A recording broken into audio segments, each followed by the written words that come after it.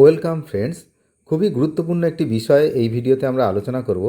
Grant in এইডদের শিক্ষক শিক্ষিকা শিক্ষাকর্মী সহ যে বকেয়া মহার্ঘ ভাতা রোপা 2009 অনুসারে সেটা যে দেওয়া হয়নি, তার জন্য কিন্তু এই মুহূর্তে কলকাতা হাইকোর্টে একটি জনস্বার্থ মামলা দায়ের হলো, এমনটাই আমরা খবর পাচ্ছি।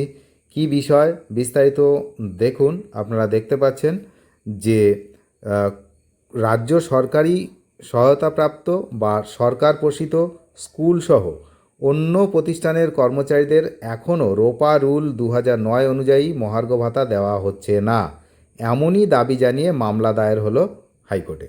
খুবই গুরুত্বপূর্ণ বিষয়। তো কারা মামলা করলো? না, মামলাকারী সংগঠন অল বেঙ্গল টিচার্স অ্যাসোসিয়েশন, তাদের দাবি তারা কিন্তু মামলা করেছে। রাজ্যের সমস্ত সরকারি কর্মচারীদের মহার্ঘ ভাতা দিতে শুরু করেছে নতুন সরকার। ইতিমধ্যে সেই প্রক্রিয়া অনেক দূর কিন্তু এগিয়েছে।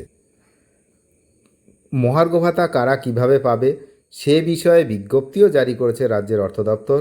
কিন্তু রাজ্য সরকারি সহায়তাপ্রাপ্ত স্কুলগুলির শিক্ষক শিক্ষাকর্মীরা মহার্ঘ ভাতা কবে পাবেন বা এখনও কেন পাচ্ছেন না তা কিন্তু জানায়নি প্রশাসন।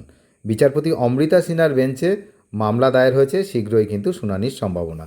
এই হলো একটা বিশাল আপডেট এই মুহূর্তে, যে গ্র্যান্ট ইন এইড তাদের মধ্যে মূলত শিক্ষক শিক্ষিকা সহ শিক্ষাকর্মীরা তারা কিন্তু এবার আদালতের দ্বারস্থ হয়েছেন তাদের এই বকেয়া আদায়ের লক্ষ্যে।